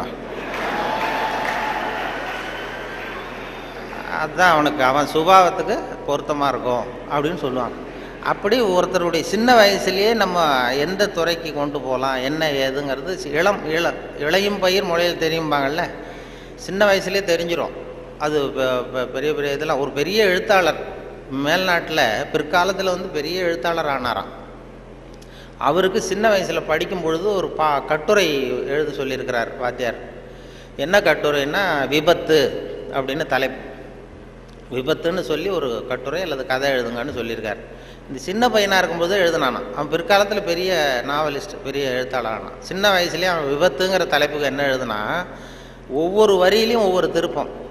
அதாவது ஒரு 10வது மாடியில் ஒருத்தன் வெள்ளை அடிச்சுக்கிட்டு இருந்தான் அப்படின்னு எழுதுறான். 10வது மாடியில் வெளிப்பக்கமாக நின்றுக்கிட்டு ஒருத்தன் வெள்ளை அடிச்சுக்கிட்டு இருந்தான். துரதிர்ஷ்டவசமாக அந்த வெள்ளை அடித்தவன் கால் தவறி கீழே விழுகிறான், விழுந்துக்கிட்டு இருக்கான். அதிர்ஷ்டவசமாக அந்த நேரம் சாலையில் ஒரு வைக்கோல் வண்டி வந்து கொண்டிருந்தது. அடுத்த வரி. அடுத்தது, துரதிர்ஷ்டவசமாக அந்த வைக்கோலின் நடுவே ஒரு கடப்பாரை சொருகியிருந்தார்கள். அதிர்ஷ்டவசமாக இவன் அந்த கடப்பாறையில் விழவில்லை. துரதிர்ஷ்டவசமாக அவன் வைக்கோலிலும் விழாமல் தரையில் விழுந்து செத்து போட்டான் அப்படின்னு. இந்த ஆள் இதை எழுதினவன் பிற்காலத்தில் பெரிய எழுத்தாளர் ஆகிட்டாரான், பெரிய இதாகி. அப்படி வந்து சுபாவம் வந்து சின்ன வயசுலேயே தெரியும் யார் யாருக்கு என்ன அப்படின்னு சொல்லி. நமக்கெல்லாம் அது இந்த இப்போ நம்ம ஆசிரியர்களுக்கே சில சுபாவங்கள் உண்டு. அது உங்களுக்கெல்லாம் தெரிஞ்ச விஷயமா இருக்கும். ஒவ்வொரு அவங்கவுங்க துறை சம்மந்தப்பட்ட இதாக இருக்கும். அதாவது ஒரு 3 பேராசிரியர்கள் ஒரு ஊருக்கு போனாங்க. ஒரு பெரிய பல்கலைக்கழகத்தில் இது மாதிரி பேசுறதுக்கு 3 துறை பேராசிரியர்கள் போனாங்க. ஒரு உடற்பயிற்சி ஆசிரியர், ஒரு ஃபிசிக்ஸ் பேராசிரியர், ஒரு கணக்கு வாத்தியார், 3 பேரும் போனாங்க. கணித பேராசிரியர் இது மாதிரி ஒரு விழாவில் பேசி முடித்ததும் கொண்டு போய் கெஸ்ட் ஹவுஸில் 3 பேரையும் தங்க வச்சாங்க. நாளைக்கு மறுநாள் அவங்க ஊருக்கு போகணும். இது மாதிரி விழாவில் கலந்துக்கிட்டு முடிஞ்சதும் கணித பேராசிரியருக்கு ஒரு ரூம், அந்த இவருக்கு அந்த ஃபிசிக்ஸ் பேராசிரியருக்கு ஒரு ரூமு, உடற்பயிற்சி ஆசிரியருக்கு ஒரு ரூம் போட்டு கொடுத்தாச்சு. இது மேல்நாட்டில் நடந்தது. அதனால் என்னென்னா அவங்களுக்கு அந்த ஆகாரம்லாம் டப்பாவிலே வச்சுருக்குறாங்க. அந்த டப்பாவில் டின்னு ஃபுட்டுங்கிறாங்கல்ல, அது மாதிரி டின்னில் அடைச்சி அவங்க ரூமில் வேண்டிய ஆகாரம்லாம் வச்சு கொடுத்து கொண்டு போய் விட்டு வந்துட்டாங்க. அந்த வந்துட்டு மறுநாள் காலையில் எழுந்திரிச்சார் இந்த இந்த ஆர்கனைசர். அப்போ தான் அவருக்கு அப்படியே பதறி போயிட்டார். ராத்திரி அந்த 3 பேராசிரியர்களுக்கும் 3 டப்பாவில் உணவு கொடுத்தோம், ஆகாரம். அதை திறக்கிறதுக்கான கருவியை கொடுக்காமல் வந்துட்டோம். திறக்கிறதுக்கு ஒரு பொருள் அது இல்லாமல் கொடுத்தோம். எப்படி அவங்க டப்பாவை திறந்தாங்களா சாப்பிட்டாங்களா என்னன்னு தெரியல அப்படின்னு இவர் பதறி போய் விடிஞ்சதும் ஓடுறாரு விழுந்தடிச்சு.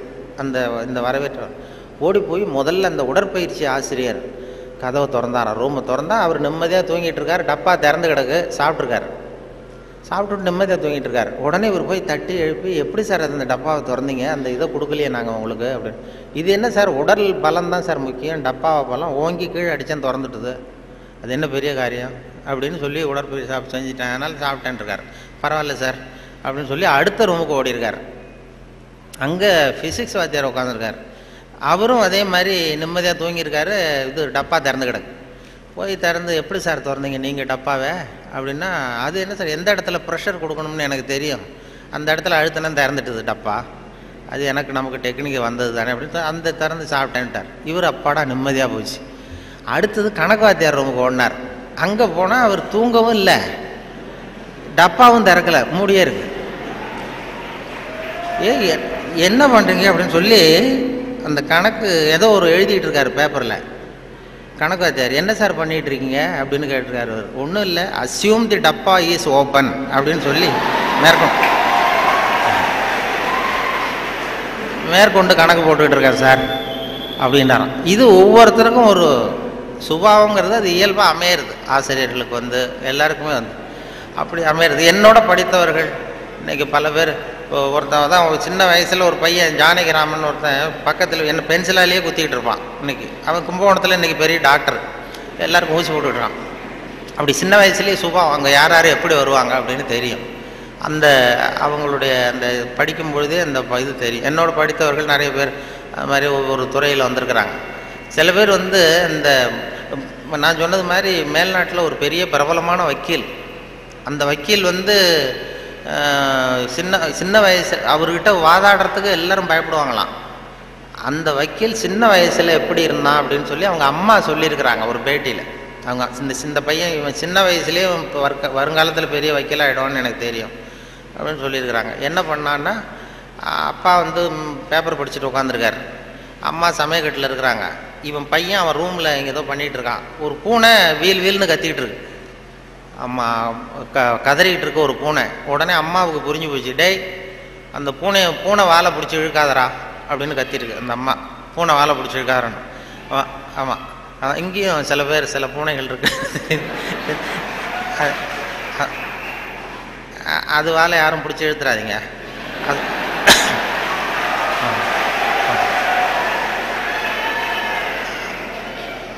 பூனை வாழை பிடிச்சிருக்காருன்னு அந்த அம்மா கத்திருக்கு. அப்பா அவன் சொன்னானா, அம்மா நான் பூனை வாழை பிடிச்சி இழுக்கலை, பூனை தான் அது வாழை பிடிச்சி இழுத்துக்கிட்டு இருக்குன்றான். நான் ஒன்றும் பூனைக்கு இடைச்சல் பண்ணல, பூனை தான் வாழை இழுத்துக்கிட்டு இருக்கு, நான் அது வாழை இழுக்கலன்றான். ஓடி போய் பார்த்துருக்குறாங்க அம்மாவும் அப்பாவும். பார்த்தா இவன் பூட்ஸு காலால் மிரிச்சிக்கிட்டு இருக்கான், பூனை வாழை இழுத்துக்கிட்டு இருக்கு. அவன் பிற்காலத்தில் பெரிய வக்கீல் ஆகிட்டான். அதாவது ஒரு தான் பேரில் தப்பு இல்லைங்கிறது மாதிரி பேசினா பாருங்க. அவங்க அம்மா சொல்லியிருக்கு. இப்படி அது சின்ன வயசில் அவங்கவுங்களுக்கு அந்த இது இருக்கும். சில பேருக்கு ஆராய்ச்சி விஞ்ஞான மனோபாவம் வந்துடும். விஞ்ஞானம் சில பேர் சின்ன வயசுலேயே ஒருத்தன் மூஞ்சில் ஒருத்தன் குத்திக்கிட்டு இருப்பான். இளம் வயசுலேயே ஒருத்தன் மூஞ்சில் ஒருத்தன் குத்திட்டு இருப்பான். அவங்கெல்லாம் பிற்காலத்தில் சட்டசபைக்கு வரலாம். சட்டசபைக்கு பெரிய அவங்க சுபாவத்துக்கு தகுந்த மாதிரி ஒரு துறையை தேர்ந்தெடுக்கணும். அதனால் இதில் எல்லாம் இப்போ பொறியியல் மாணவர்கள் தான் இருக்கிறாங்களா, எல்லோரும் கலந்துருக்கிறாங்களான்னு தெரியல. ஏன்னா நீங்கள்லாம் ரொம்ப கொடுத்து வச்சவர்கள். இந்த பள்ளிக்கூடத்தில் இப்படிப்பட்ட ஒரு பெரிய நிறுவனத்தில் படித்தவங்கள்லாம் இன்றைக்கி பெரிய பெரிய அளவில் இருக்கிறாங்க. அதனுடைய ஒரு விழா கொண்டாடுதுன்னா அதெல்லாம் ரொம்ப மரியாதை மதிப்பாக உள்ளது. என்னை பற்றி அறிமுகப்படுத்தினவர் ஏதோ நான் பெருசாக என்னை பற்றி ரொம்ப பெருமையாக சொன்னார். அவர் அவ்வளவு பெருமையாக சொன்னதுக்கு காரணம் என்னென்னா அவ்வளவு நானே எழுதி கொடுத்தது. வேற அது ஏன்னா வந்ததுமே ஒரு பேப்பரை கொடுத்து அந்த கெஸ்ட் ஹவுஸுக்கு போகும்பொழுது ஒரு 2 பேப்பரை கொடுத்து உன்னை பற்றி எழுதிட்டு வான்னு சொல்லி கொடுத்து அனுப்புனார். உடனே எழுதிட்டு வந்து கொடுத்தேன், அப்படியே படித்தார். அது இவ்வளவு தூரம் விடாமல் சொல்லுவார்னு தெரிஞ்சிருந்தால் இன்னும் கூட எழுதி கொடுத்துருக்கலாம் கொஞ்சம். அது என்ன அதில் வேற இவரை பற்றி அறிமுகப்படுத்துறதுக்கே இது அவசியம் இல்லை, எல்லாருக்கும் தெரியும், இருந்தாலும் சொல்கிறேன் அப்படின்னு சொல்லி அவர் அதை படிக்கிறது. இது ஒரு சம்பிரதாயம்தான். ஒரு கூப்பிடும்பொழுது ஒரு இதில் அதே போல் உட்காந்து பேசுகிறியா நின்றுட்டு பேசுகிறியான்னு வேற கேட்டாங்க. அது எப்படி நீங்கள் ஏற்பாடு பண்ணியிருக்கிறீங்களோ அப்படி பேசிடுறோம் சார், இதில் என்ன அப்படின்னேன். 2 இருந்தது, உட்காந்து பேசு. ஏன்னா இந்த பேச்சாளர்கள் கடவுளுக்கு தான் 3 கோலங்கள் சொல்லுவாங்க. நின்ற கோலம், அமர்ந்த கோலம், கிடந்த கோலம் அப்படின்னு இந்த ஆன்மீகத்தில் சொல்லுவாங்க. நின்ற கோலத்தில் அருள் பண்ணுறவர் யார்? திருப்பதி வெங்கடாஜலபதி அப்படி வைங்களேன். அமர்ந்த கோலம்னு பார்த்தா ஐயப்ப சாமி அமர்ந்த கோலம். இதை தவிர கிடந்த கோலத்தில் அருள் பண்ணுற சாமி இருக்குது. அது என்னென்னா ஸ்ரீரங்கம் பள்ளிகொண்ட பெருமாள், அது வந்து படுத்திருக்கும். இப்படி 3 கோலத்தில் ஆண்டவன் கோலங்கள் உண்டு. அது எதுக்கு சொல்கிறேன்னா அதே மாதிரி நம்ம ஊரில் பேச்சாளர்களுக்கும் 3 கோலங்கள் உண்டு. அது நின்ற கோலத்தில் பேசுகிறவர்கள் அரசியல்வாதிகள், அவங்களுக்கு நின்னா தான் பேச்சு வரும், உட்காந்து பேச. அமர்ந்த கோலத்தில் பேசுகிறவங்க ஆன்மீகவாதிகள். இப்போ நடமாடும் பல்கலைக்கழகம் நாவலர் நெடுஞ்செழியன் இருந்தார் இல்லையா, இங்கே படித்தவர். அவர் வந்து ரேடியோவுக்கு பேச வந்தார். அமைச்சராக இருக்கும்பொழுது திருக்குறளுக்கு உரை எழுதினார். அப்போ நான் கூப்பிட்டு ரேடியோவில் அவரை பேட்டி எடுத்து பதிவு பண்ண வேண்டிய பொறுப்பு எனக்கு. அவரை கூப்பிட்டுட்டு வந்து அறையில் உட்கார வச்சு பேசிகிட்டு இருக்கோம். அது மாதிரி பதிவு பண்ணுறதுக்கு போகிறேன். அப்படி போய் உட்கார வச்சா வானொலி நிலையத்தில் இப்படி தான் ஏற்பாடு பண்ணி வச்சுருப்போம். உட்காந்து பேசுனா தம்பி இங்கே வா, நான் வந்து எனக்கு உட்காந்தா பேச்சு வராது, நின்றுக்கிட்டே பேசிடுறேன், இந்த மைக்கை கொஞ்சம் தூக்கி வசதி வையினார். அப்புறம் அவர் உயரத்துக்கு மைக்கை தூக்கி வச்சு அப்புறம் பதிவு பண்ணேன். இது அவங்களுக்கு பழக்கத்தில் மேடையில் நடமாடும் பல்கலைக்கழகம் எதை வேணாலும் பேசுவார். உட்காந்தா கொஞ்சம் தயக்கம் வந்தது. அது அரசியல் அப்படி. அது ஆன்மீகவாதிகள். இப்போ கிருபானந்த வாரியாரெல்லாம் கூப்பிட்றோம் வானொலி நிலையத்துக்கு, அவரை உட்கார வச்சு தான் பதிவு பண்ணுவோம். அவரை வந்து நின்றுக்கிட்டே பேசுங்க சார்னு சொல்ல முடியாது. அதனால் நின்ற கோலம் பேசுகிறவங்க அரசியல்வாதிகள், அமர்ந்த கோலத்தில் பேசுகிற பேச்சாளர்கள் ஆன்மீகவாதிகள். இதே மாதிரி கிடந்த கோலத்தில் பேசுகிறவங்களும் உண்டு நம்ம ஊரில். இந்த சாராய கடை வாசலில் பார்த்தீங்கன்னா அவங்களெலாம் கிடந்த கோல பேச்சாளர்கள். நல்ல வேலையாக என்னை வந்து நீ கிடந்த கோலத்தில் பேசுன்னு சொல்லாமல் இங்கே 2 கோலத்துக்கு ஏற்பாடு பண்ணி வச்சுருக்குறாங்க. நின்ற கோலம், அமர்ந்த கோலம். இப்படி ஒரு படுக்கையை போட்டு வச்சுட்டா இங்கே வரக்கூடிய பேச்சாளர்கள் எது பிடிக்குதோ அப்படி பேசிகிட்டு இருக்கலாம். அது வசதி. ஏன்னா இது ரொம்ப விரிவான ஒரு என்னமோ 70 mm மாதிரி இருக்குதுன்னு சொன்னார், வரும்போது சொன்னாங்க. அது அதுவும் இந்த துணைவேந்தர் ரொம்ப கலை நுணுக்கத்தோடு இதை பண்ணியிருக்கிறார், இன்னும் நிறைய வேலையெல்லாம் இருக்குது இல்லை அப்படின்னு சொல்லி ரொம்ப பெருமையாக சொன்னார்கள். இந்த பொறியியல் அது வந்து அந்த கலை நுணுக்கம் இன்னும் என்னென்ன வேலை இருக்குது, நிறைய செஞ்சுருக்கேன். இது எல்லாம் இந்த பெருமை அவருக்கு தான் சொல்லி பெருமையாக சொன்னாங்க. இது இப்படிப்பட்ட பெரிய ஹாலில் ஒருத்தரை உட்கார வச்சா தான் என்னமோ மாதிரி இருக்கும். ஆமாம், இதுக்கெல்லாம் ஒரு 20-30 பேர் வரிசையாக உட்காந்தா நல்லாயிருக்கும் இந்த ஹால். அதாவது பொறியியல் துறை, நீங்கள் மாணவர்கள்ங்கிறதுனால பொறியியலில் வந்து கலை அம்சத்தை புகுத்துறது ரொம்ப சிரமம். சில பேருக்கு அதாவது பொறியியலுக்கும் அதாவது கவிதை எழுதுவாங்க. சில பொறியியல் கவிதை எழுதுகிறவங்க வந்து பொறியியல் இன்ஜினியராக இருக்கிறவங்க கவிதை எழுதுறது உண்டு. அப்படி இருக்கிறது கொஞ்சம் 2க்கும் முரண்பாடான விஷயம். கலைத்தன்மை, அதாவது பொறியியல் வந்து மெக்கானிக்கல் மைண்ட் அதிகமாக இருக்கும். அதாவது ஒரு பெரிய பொறியியல் இன்ஜினியர் அவர் வந்து இராணுவத்தில் ஒரு பாலம் வந்து கட்டுறதுக்கு பெரிய இது பண்ணாங்க, பிளான் பண்ணாங்க. அதுக்கு ஒரு வரைபடம் தயார் பண்ணணும், ஸ்கெட்சு. இராணுவத்துக்கு பாலம் கட்டுறதுக்கு ஒரு பெரிய ப்ளூ பிரிண்ட்டு என்ன சொல்லுவீங்கள்ல, அது மாதிரி அந்த வரைபடம் தயார் பண்ணுற வேலையை ஒப்படைச்சிருக்கிறாங்க அந்த இன்ஜினியர்கிட்ட. அந்த பொறியாளர் வந்து உள்ளுக்குள்ளே ஒரு கவிஞர், அதாவது அவர் ஒரு கவித்தன்மை உள்ளுக்குள்ளே இருக்குது, மறைஞ்சிருக்குது. அதனால் அவர் என்ன பண்ணார், அந்த பொறியியல் வரைபடம் போட்டார். பாலத்தை போட்டுட்டு ஒரு ஆறு ஓடுது, குறுக்க பாலம், அதனுடைய நீளம் அகலம் எல்லாம் கரெக்டாக போட்டார். போட்டு அந்த ஆறு ஓடிக்கிட்டு இருக்கு. அது ஓடி முடிகிற இடத்துல ஆற்று ஓரமாக ஒருத்தன் ஒரு சின்ன பையன் தூண்டில் போட்டுக்கிட்டு நிற்கிறான். அதை அவர் போட்டிருக்காரு ஒரு அழகுக்காக. சின்ன மூலையில் ஒரு தூண்டில் போட்டுட்டு ஒரு பையன் நிற்கிறான். இது இந்த பொறியியல் வரைபடத்தை கொண்டு போய் அதிகாரிகள்கிட்ட கொடுத்துருக்குறான். அவருக்கு கோபம் வந்துடுது. இது வந்து ஒரு பொறியியல் வரைபடம், இது இந்த வரைபடத்தில் போய் அந்த ஒரு ஓவியம் என்னத்துக்கு அப்படின்னு சொல்லி அவர் சத்தம் போட்டிருக்கார் மேலே உள்ளவர்.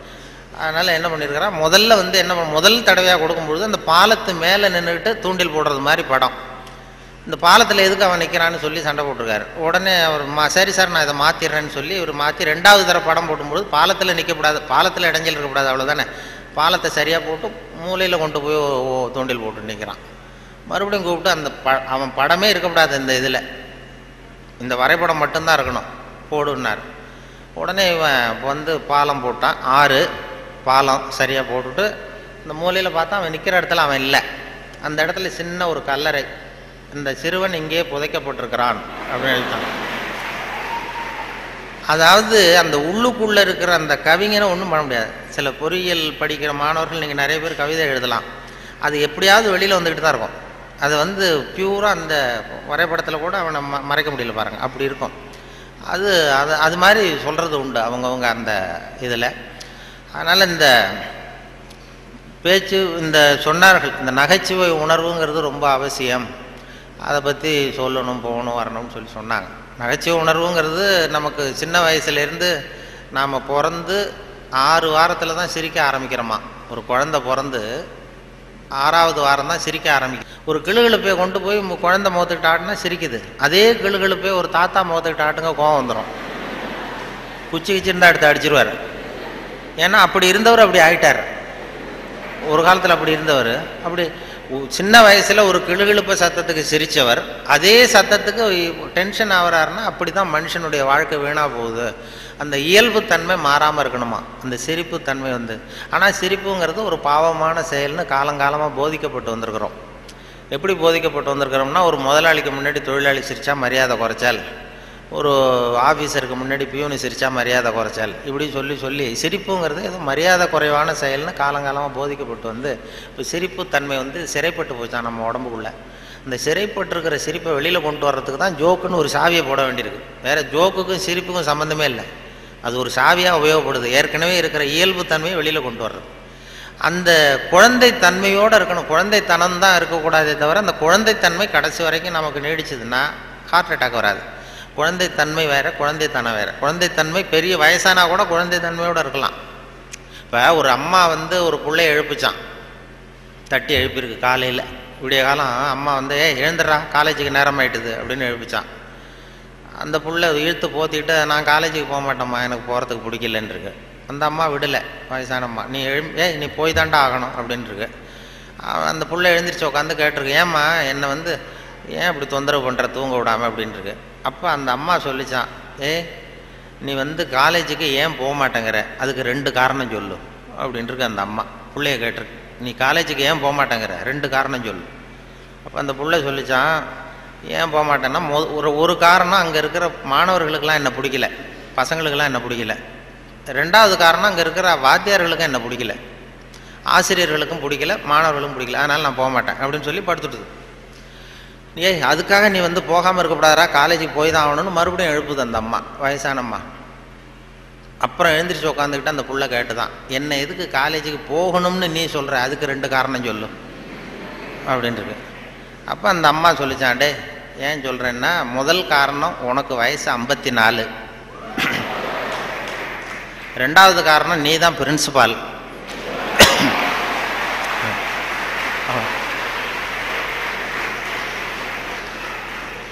அதாவது 54 வயசுலேயும் அவர் குழந்தைத்தன்மையோடு இருக்கார் பாருங்க. அவங்க அம்மாவுக்கு அது புள்ள தானே, அதுதான் குழந்தைத்தன்மைங்கிறது. குழந்தைத்தனம் இல்லை, இது குழந்தைத்தனங்கிறது வேறு, குழந்தைத்தன்மைங்கிறது வேறு. அந்த குழந்தைத்தன்மை மாறாமல் மனுஷன் வாழணும்னு சொல்லி இப்போ சொல்கிறாங்க. நமக்கு வருகிற நோய் நொடிக்கெல்லாம் அதுதான் காரணம். இப்போ ஹார்ட் அட்டாக்கு திடீர்னு வர்றதுக்கு அதுதான் காரணம். மனம் இருக்க வரக்கூடாது. குழந்தைய எல்லாரையும் குழந்தைய ஆக்க முடியாது, ஆனால் குழந்தைத்தன்மையை நம்ம வளர்த்துக்கலாம். இந்த 200 தடவை சிரிப்புத்தன்மையை இருந்துகிட்டு இருக்கலாம். எல்லாரையும் குழந்தை ஆக்கிறதுக்கு வழி விஞ்ஞானத்தில் இது வரைக்கும் வழி கிடையாது. ஒரு டாக்டர் கண்டுபிடிச்சாராம். ஒரு டாக்டர் என்ன கண்டுபிடிச்சாருன்னா, ஒரு மாத்திரை சாப்பிட்டா 1 வயசு குறையும் அப்படின்னு ஒரு மாத்திரையை கண்டுபிடிச்சாராம் ஒரு டாக்டர்.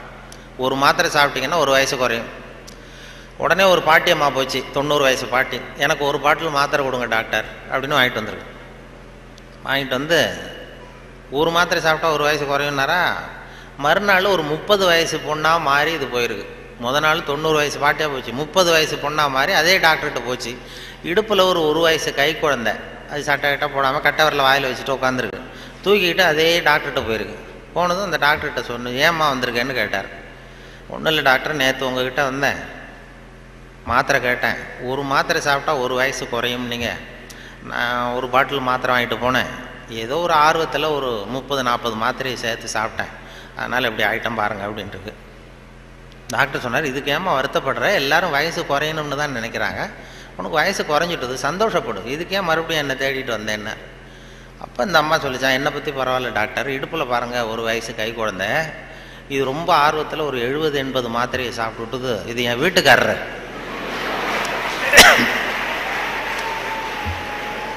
இது இப்படியே உட்காந்துக்கிட்டே இறங்க மாட்டேங்குது, நான் எங்கே தூக்கிட்டு போகிறது, எதையாவது ஒரு மாத்திரையை கொடுத்து இறக்கி விடுங்க டாக்டர், அப்போ தான் நான் பார்த்தேன், அதுக்காக தான் வந்தேன்னு தான். அதாவது இயற்கைக்கு மாறாக நம்ம போனோம்னா இப்படிப்பட்ட பிரச்சனையெல்லாம் வந்துடும்.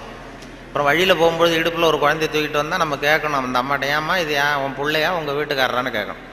அப்படி குழப்பம் வந்துடும். இயற்கையை மாற்ற முடியாது, ஆனால் அந்த குழந்தை தன்மையை நம்ம கொண்டு வரலாம், அதுக்காக சொல்லுவாங்க.